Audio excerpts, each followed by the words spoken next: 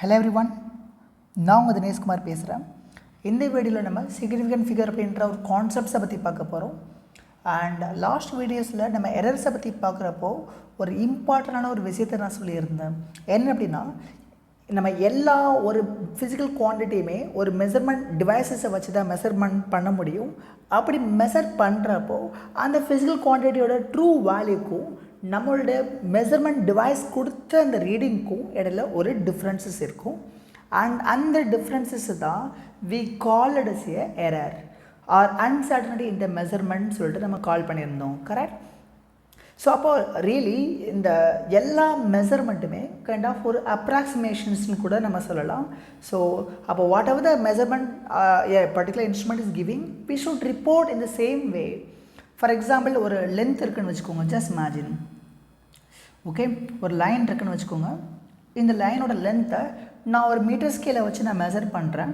I got the reading as 7.2 centimetre. Okay, so metre ஸ்கேலை வச்சு measure பண்ணப்போ 7.2 சென்டிமீட்டர்னு சொல்லிட்டு ஒரு ரீடிங் கிடச்சிருச்சு. இந்த ரீடிங்கை I should report as it is. நான் என்னுடைய இஷ்டத்துக்கு I cannot represent same as 7.20 centimetre or 7.200 centimetre. இப்படி நான் ரெப்ரசன்ட் பண்ணேன்னா ரைட், ஆட்டோமேட்டிக்லி ஒரு அப்சர்வர் இந்த ரீடிங்கை பார்க்கக்கூடிய ஒரு பர்சன்ஸ்க்கு அண்ட் அந்த மெஷர்மெண்ட் டிவைசஸோட ப்ரிசிஷனை பற்றி ஒரு தப்பான ஒரு ஐடியாஸை இட் கேன் கன்வே. ஸோ இதை அவாய்ட் பண்ணுறதுக்காக we should always report the reading as it is. Okay, so இதுக்காண்டி தான் we have created some rules. That's what we are going to discuss. For example, இந்த லைன் எடுத்துக்கோங்களேன். Right, so we have some unknown length. So இந்த லைனோட length நமக்கு தெரியாதுன்னு வச்சுக்கோங்க. இந்த லைனோட லென்த்து தான் I have to measure now. So இது மெஷர் பண்ணுறதுக்கு நான் யூஸ் பண்ணக்கூடிய மெஷரிங் இன்ஸ்ட்ருமெண்ட் ஒரு மீட்டர் ஸ்கேல்னு வச்சுக்கோங்க. But with one little difference, இந்த மீட்டர் ஸ்கேலில் ரீடிங் மார்க்கிங் எல்லாமே சென்டிமீட்டர்ஸில் மட்டும்தான் இருக்குது. There is no mm marking. எம்எம்மில் எந்த மார்க்கிங்கும் இல்லை, எல்லாமே சென்டிமீட்டரில் மட்டும்தான் மார்க் ஆகிருக்குன்னு வச்சுக்கோங்க.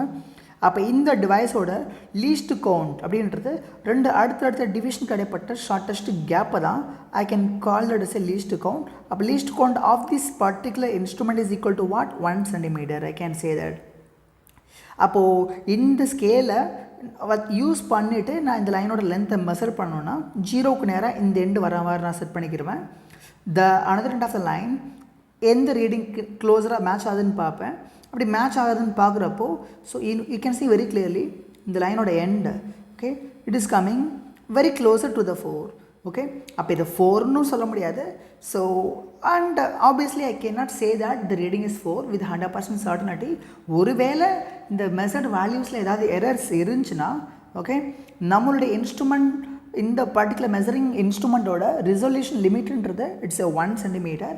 அப்போ ஒரு வேளை எரர்ஸ் இருந்தாலுமே it can go like +1 centimetre or -1 centimetre. இந்த ரேஞ்சஸ்க்குள்ளே டெஃபினட்டாக ட்ரூ வேல்யூ இல்லை. I can say that with 100% certainty. Right, அப்போ ஆட்டோமேட்டிக்லி இந்த லைனோட லென்த்ன்றது it could lie somewhere between the 3 centimetre and 5 centimetre. So அப்போ ஆட்டோமேட்டிக்லி 3க்கும் 5க்கும் நடையில் 100% சர்டனிட்டியில் the true length of that line will lie. I can say that.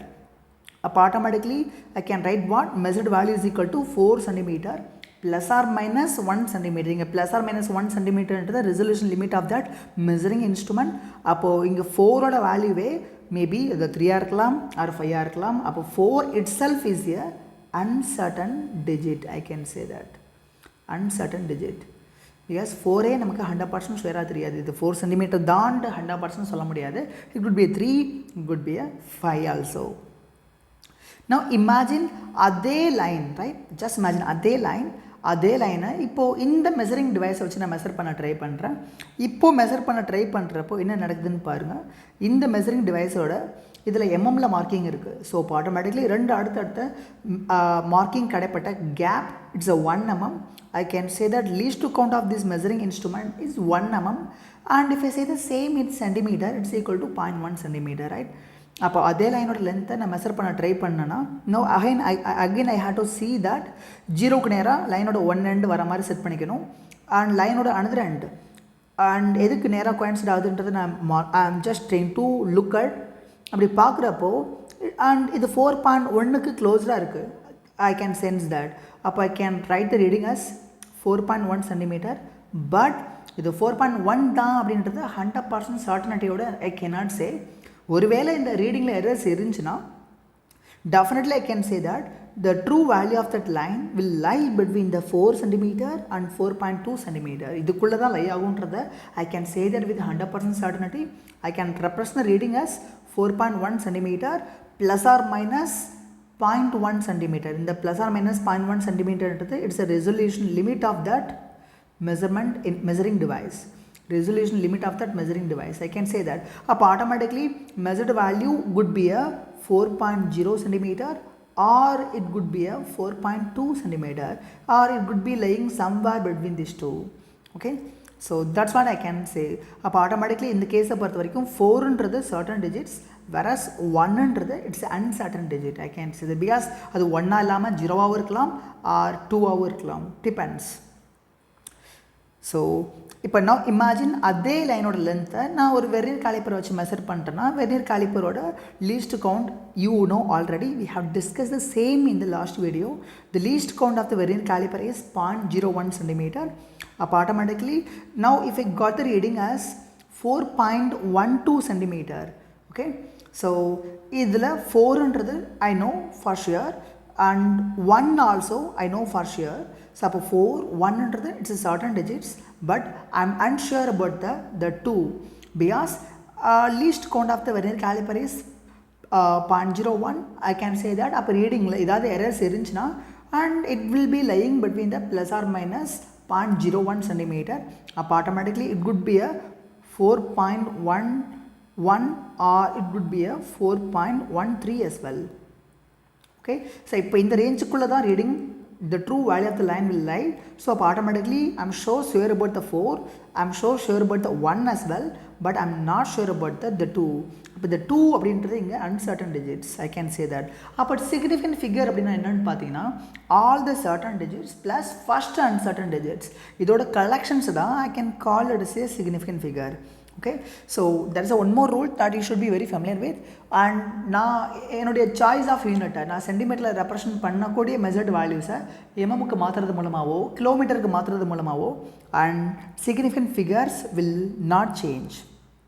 Okay, it's the one more rule that because obviously நான் சென்டிமீட்டரில் represent பண்ணான்னா எம்எம்ல represent பண்ணான்னு சிக்னிஃபிகண்ட் ஃபிகர்ன்றது it indirectly tells us the precision of the instrument.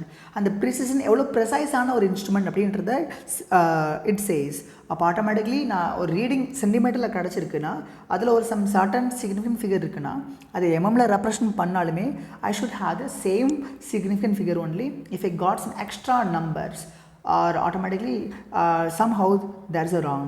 I can say that. For example, you can see that thickness of the some objects நம்ம vernier calliper வச்சு measure பண்ணுறோம். I got the reading as 7.25 centimeter. இங்கே 7ன்றது certain digits. I can say that. And 2ன்றதும் certain digits because நம்ம least count of the vernier caliper you know already it's a 0.01 centimeter.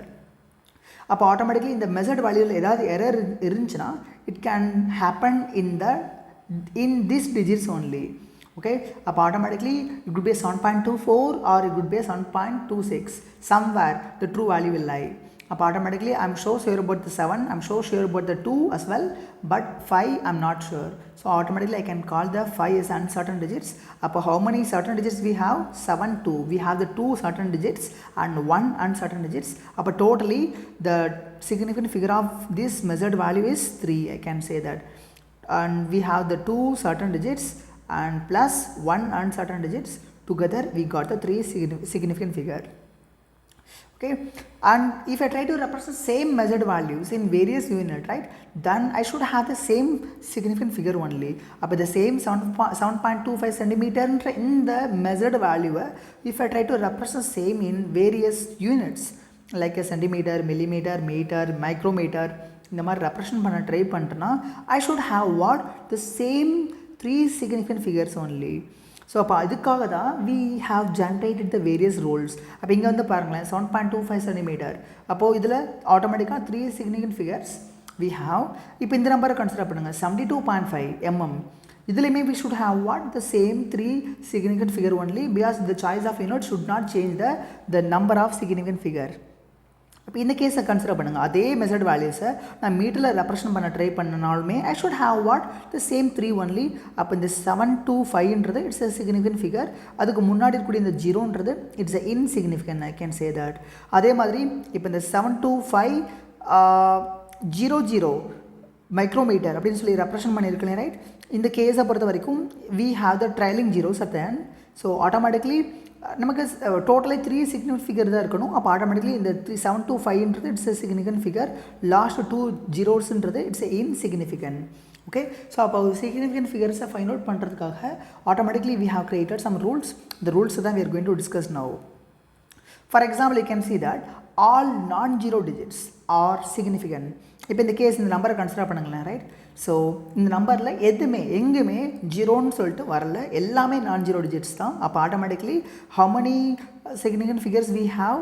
அப்போது 1 2 3 4 we got 4 significant figures. Okay, so that's the first rule. Look at the second rule. All zeros appearing between the two non-zero digits are significant. For example, consider this number 2009.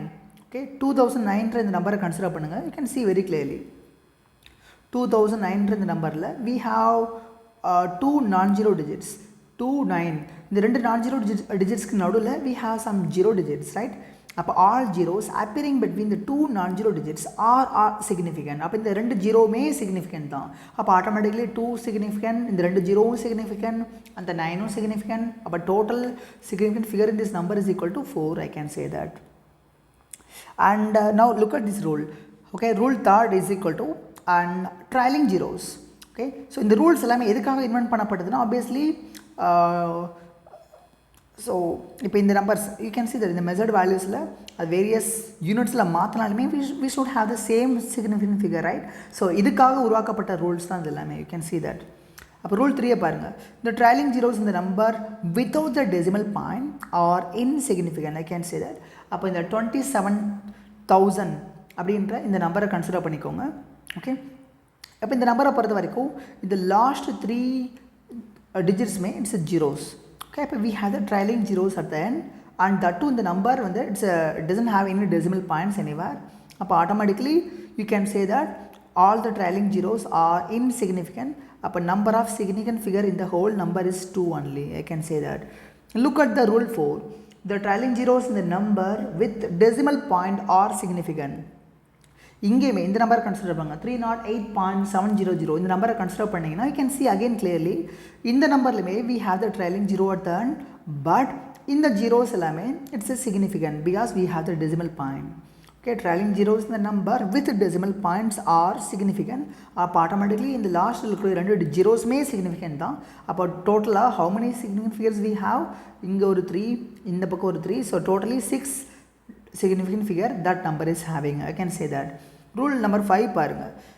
Zeros on the left of the first non-zero digit are not significant. Okay, that too if the number is less than 0 means.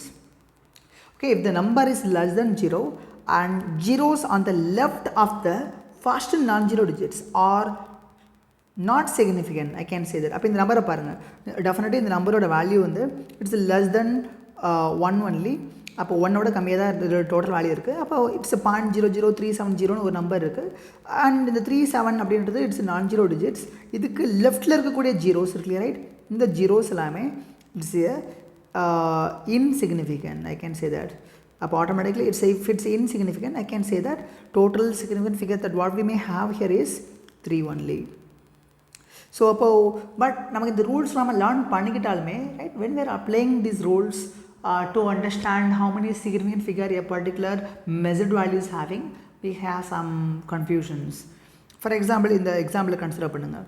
So 3.560 metre அப்படின்ற ஒரு measured values இருக்குது. And இந்த measured வேல்யூஸை நான் ஏதோ ஒரு measurement devices வச்சு measure பண்ணிட்டேன்.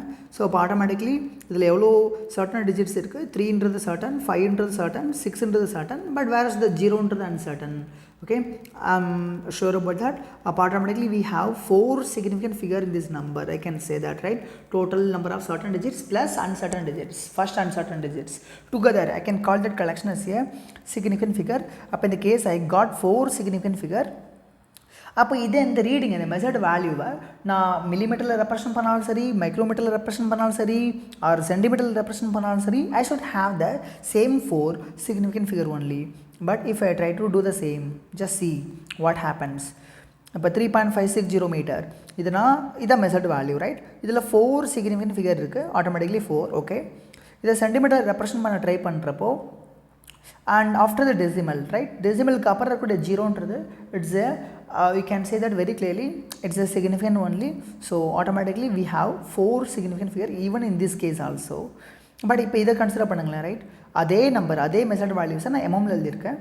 பட் இங்கே லாஸ்ட்டில் according to this rule number 3, the trailing zeros in the number without the decimal point are insignificant, right?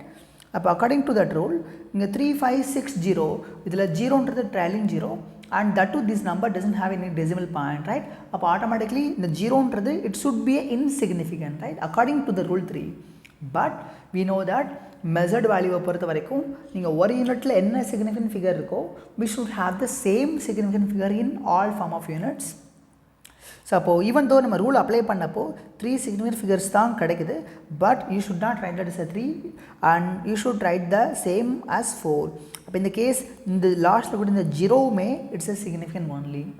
That's what I can imagine it. So அப்போ ரூல் ஃபெயில் ஆகுதா, right? Yeah, obviously rules are somewhat fails to predict the significant figure. ஸோ அப்போ இந்த ambiguity இந்த ப்ராப்ளமை avoid பண்ணுறதுக்காண்டி தான் we have developed some scientific notion to represent a number. So you can see that இப்போ இந்த 3.560 metre அப்படின்றது இதில் 4 significant figure இருக்குது ஒரிஜினலாக. அப்படின்னா இதை நான் இப்போ ஃபார் எக்ஸாம்பிள் இதே ரீடிங்கை நான் கிலோமீட்டரில் ரெப்ரசன்ட் பண்ணாலும் சரி, சென்டிமீட்டரில் ரெப்ரசன்ட் பண்ணாலும் சரி, மில்லிமீட்டரில் ரெப்ரசன்ட் பண்ணாலும் சரி, மைக்ரோமீட்டரில் ரெப்ரசன்ட் பண்ணாலும் சரி, still I am having what the same number of significant figure only. Okay, because you can see very clearly. அப்போ அதே நம்பரை நான் கிலோமீட்டரில் ரெப்ரசன்ட் பண்ணியிருக்கேன். 3.560 மீட்டரை கிலோமீட்டரில் ரெப்ரசன்ட் பண்ணுறப்போ 3.560 into 10 to the power minus 3. அப்போ automatically how many significant figure we have here? 4. Okay, and அப்போ இங்கே எவ்வளோ சிக்னிஃபிகன்ட் ஃபிகர் இருக்குது? சென்டிமீட்டர் ரெப்ரசன்ட் பண்ண ட்ரை பண்ணுறப்போ 3.560 into 10 to the power 2 சென்டிமீட்டர்னு வரும். இங்கேயுமே you got 4 significant figure only and இங்கேயுமே 4, இங்கேயுமே 4. அப்போ no matter whatever could be the unit, you got the same 4 significant figure. That's why instead of representing number in conventional way, it is always better to represent the same in scientific notion, so that the you will not hide the precision of the instrument. So you can represent number along with the precision of the instrument with which you have measured. So up automatically, okay, that's fine, we have defined the significant figure. Okay, now let me try to get the rules for arithmetic operations with significant figures.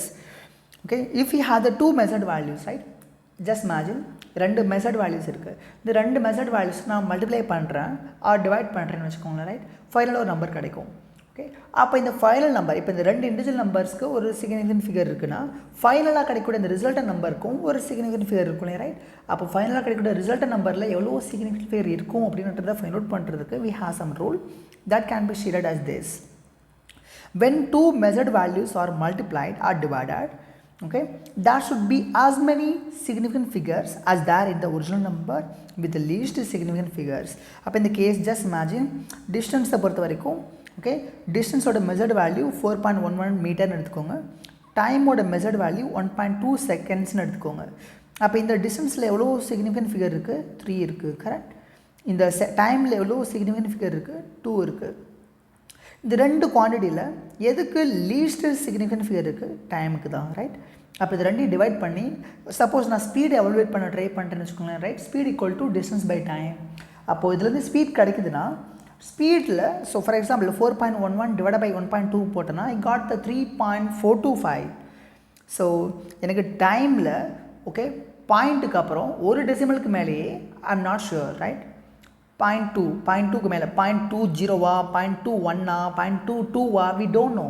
அப்படின்னு இருக்கிறப்போ எனக்கு final கிடைக்கிற வெலாசிட்டியில் இவ்வளோ டெசிமலுக்கு and I cannot have the accuracy. I am sure about that, right? அப்போ ஆட்டோமேட்டிக்லி அதுக்காக இன்வென்ட் பண்ணப்பட்ட ரூல் தான் அது. ஃபைனலாக கூட ரிசல்ட் நம்பரில் ஓகே, எவ்வளோ சிக்னிஃபிகன்ட் ஃபிகர்ஸ் இருக்கலாம்னா அந்த இண்டிவிஜுவல் 2 நம்பர்ஸ் நீங்கள் மல்டிப்ளை டிவைட் பண்ணுறீங்களே ரைட், அந்த இண்டிவிஜுவல் நம்பர்ஸில் எந்த நம்பருக்கு லீஸ்ட் சிக்னிஃபிகன்ட் ஃபிகர் இருக்கோ அந்த சிக்னிஃபிகன்ட் ஃபிகர் தான் the final result number can also have. அப்போ ஆட்டோமேட்டிக்லி இங்கே 4.11க்கு 3 சிக்னிஃபிகன்ட் ஃபிகர், 1.2க்கு 2, அப்போ final number can have only the 2 significant figures only. So அப்போ ஆட்டோமேட்டிக்லி இதில் 2, 5ன்றது இட் பிகேம் இன்சிக்னிஃபிகன்ட். ஸோ அப்போ ஆட்டோமேட்டிக்லி இதை நம்ம ரவுண்ட் ஆஃப் பண்ணி நம்ம வந்து ஒரு 3.4ன்ற ஃபார்மில் ரெப்ரசன்ட் பண்ணணும். ஸோ இந்த 2, 5 இந்த 2 நம்பரையும் நம்ம எலிமினேட் பண்ணிட்டு ரவுண்ட் ஆஃப் பண்ணிட்டு and I can finally represent the speed as 3.4 meter by second. Okay, so in the case of addition or subtraction, okay, significant figures எப்படி calculate பண்ணுறது அப்படின்னு வந்து பார்த்தீங்கன்னா, and when the two quantities are added or subtracted, and we should not look at the significant figure in that case, we should look at the decimal places. அப்போ இந்த case பாருங்களேன் right, இப்போ 0.307 gram, 0.52 gram, 0.4 gram, இந்த மாதிரி ஒரு 3 number இருக்குது, ஒரு 3 mass இருக்குதுன்னு வச்சுக்கோங்க. இந்த 3 மாஸையும் நான் ஆட் பண்ணுறேன். இப்படி ஆட் பண்ணுறப்போ ஓகே, இந்த 0.307 கிராம் இதில் எவ்வளோ decimal places we have 3, correct. And 0.52 gram இதில் எவ்வளோ டெசிமல் பிளேசஸ் வி ஹாவ் 2. இந்த 0.4 கிராம் இதில் 1 decimal places we have, right. அப்போ ஆட்டோமேட்டிக்கலி இந்த 3 குவான்டிட்டி, இந்த 3 மாஸை ஆட் பண்ணி ஃபைனலாக ஒரு மாஸ் கிடைக்கும் இல்லையா ரைட். ஃபைனலாக கிடைக்கக்கூடிய மாஸ் என்ன, 1.227 gram. I'm so sure about that இந்த 3 நம்பரில் ரைட் ஒரு டெசிமலுக்கு மேலேயே we are not sure about அது 0.41 or 0.42 we don't know for sure, right. இப்போ ஃபைனல் நம்பரில் we cannot have this many numbers, right. அப்போது ஃபைனல் நம்பரை பொறுத்த வரைக்கும் this many decimal places are not possible. So அப்போது ஃபைனல் நம்பரில் எவ்வளோ டெசிமல் பிளேசஸ் இருக்கலாம் அப்படின்னு வந்து பார்த்தீங்கன்னா, அதுக்கு again you can use this rule. அப்போ ஃபைனல் நம்பரில் எவ்வளோ டெசிமல் பிளேசஸ் இருக்கலாம்னா, இந்த இண்டிவிஜுவல் நீங்கள் சம் பண்ணக்கூடிய நம்பர்ஸில் எந்த நம்பருக்கு லீஸ்ட் டெசிமல் பிளேசஸ் இருக்கோ அண்ட் எவ்வளோ லீஸ்ட் டெசிமல் பிளேசஸ் இருக்கோ அந்த decimal places only the final number can also have. அப்போ இங்கே இதில் 3 டெசிமல் பிளேசஸ், இதில் 2, இதில் 1. அப்போ final number can have only the 1 decimal places accuracy. அப்போ automatically it should not be 1.227, it should be 1.2 only. அப்போ இந்த 27 அப்படின்ற இந்த லாஸ்ட் இன்சிக்னிஃபிகன்ட் நம்பர்ஸை we should round it off and round off பண்ணி we should represent same as 1.2 gram. So அப்போ rounding off the uncertain digits, அப்போ இந்த லாஸ்ட்டில் கூட இந்த அன்சர்டன் டிஜிட்ஸ்லாம் எப்படி ரவுண்ட் ஆஃப் பண்ணுறது அப்படின்றதுக்கு we have another rule. So we can discuss the same as this. Okay, and if the insignificant digits to be dropped, அப்போ ஃபார் எக்ஸாம்பிள் இந்த கேஸை பொறுத்த வரைக்கும் உங்கள் 1.227 கிராமில் இந்த 27 கிராம் அப்படின்றது இட்ஸ் அ கம்ப்ளீட்லி இன்சிக்னிஃபிகன்ட். இந்த டிஜிட்ஸை நம்ம ட்ராப் பண்ணணும், ரைட். அப்போ இதை ட்ராப் பண்ணுறதுக்கு நம்ம என்ன ரூல்ஸ் யூஸ் பண்ணலாம் அப்படின்னு வந்து பார்த்தீங்கன்னா, அதுக்கான ரூல் தான் அது. If the insignificant digits to be dropped is more தென் 5, அப்போ இந்த லாஸ்ட் டிஜிட்ஸை பாருங்களேன் right, it's a more then 5, right. அப்போ ஆட்டோமேட்டிக்காக last digits more then 5 means you should increase the preceding digits by 1. அப்போ இது ஆட்டோமேட்டிக்கலி 3 மாறிடும். இப்போ 1.27 இருக்குது, நீங்கள் இதை ட்ரா பண்ணிடலாம். அப்போது ட்ரா பண்ணிட்டு இதை 3 மாற்றிக்கலாம். இப்போ நம்ம 3மே ட்ரா பண்ணுவோம், correct. Because it is also I mean we can have only 1 decimal accuracy, right. அப்போ 1.2 தான் வரணும். ஸோ அப்போ இந்த இப்போது லாஸ்ட் டிஜிட் என்ன 3. இப்போ இந்த 3ஐ பொறுத்த வரைக்கும் இந்த 3மே it is less than 5, right. And we can say that very clearly. அப்போ if the insignificant digit to be dropped is less than 5, okay, you can see very clearly the preceding digit is left unchanged. அப்போ இது last digit வந்து 3 தான். அப்போ preceding digits அப்படியே unchanged வச்சுக்கலாம். அப்போ 1.2 gram should be the answer. Okay, so we have this kind of rules. அப்போ whenever, அப்போ இப்போ இது எக்ஸாம்பிள் பாருங்கள், ரைட். அப்போ insignificant digit to be dropped is more then 5 means அப்போ 3.78ன்னு ஒரு நம்பர் இருக்குன்னா இந்த 8 நான் ட்ராப் பண்ணணும். இப்போ அப்படின்னா ஆட்டோமேட்டிக்லி ப்ரிசைடிங் டிஜிட்ஸை ஐ ஷுட் இன்க்ரீஸ் பை 1. அப்போ 3.8ன்னு மாறிடும் அது, ரைட். இதை நம்ம ட்ரா பண்ணிக்கலாம், பட் இதை we have to increase by 1. Suppose if the last digit right is less than 5, இப்போ இந்த கேஸை பாருங்க 3.74, ஓகே, லாஸ்ட் டிஜிட்ஸ் வந்து இட்ஸ் லெஸ் தென் 5, ரைட். அப்போ இந்த மாதிரி கேஸ் இருந்துச்சுன்னா you can drop the last digit and you don't have to increase the preceding digit by 1. You can simply keep that as a unchanged. அப்போ இது 3.7 எழுதிக்கலாம். Suppose now we have the difficulty over here. Suppose இப்போ last digit வந்து 3.7 735 இருக்குன்னு வச்சுக்கோங்க. Last digits exactly 5ஆகவே இருக்குன்னு வச்சுக்கோங்க. அப்போது நம்ம என்ன பண்ணணும்னா okay we should look at the preceding digit. Okay, if the last insignificant digit to be dropped is equal to 5, we should look at the preceding digit, and if the preceding digit is odd number, அப்போ இந்த last preceding digit வந்து odd நம்பராக இருந்துச்சுன்னா okay so you can do what, and அது odd நம்பராக இருந்துச்சுன்னா you can increase the preceding digit by 1. அப்போ இது odd நம்பராக இருந்துச்சுன்னா இது எப்படி எழுதிக்கலாம், you can write the same as so 3.74 எழுதிக்கலாம். சப்போஸ் இது 3.745 இருக்குன்னு வச்சுக்கோங்களேன் ரைட். ஸோ அப்போ இது லாஸ்ட் டிஜிட் வந்து 5, இப்போ ப்ரிசைடிங் டிஜிட் வந்து இட்ஸ் ஈவன். இப்போ ப்ரிசைடிங் டிஜிட்ஸ் ஈவனாக இருந்துச்சுன்னா so we should keep that as unchanged. அப்போ நீங்கள் இதை ட்ரா பண்ணிக்கலாம், but we should keep the 4 as unchanged. So these are the rules that we have in significant figures. So with that we can wind up. In the next class we can discuss about the dimensions of the physical quantity.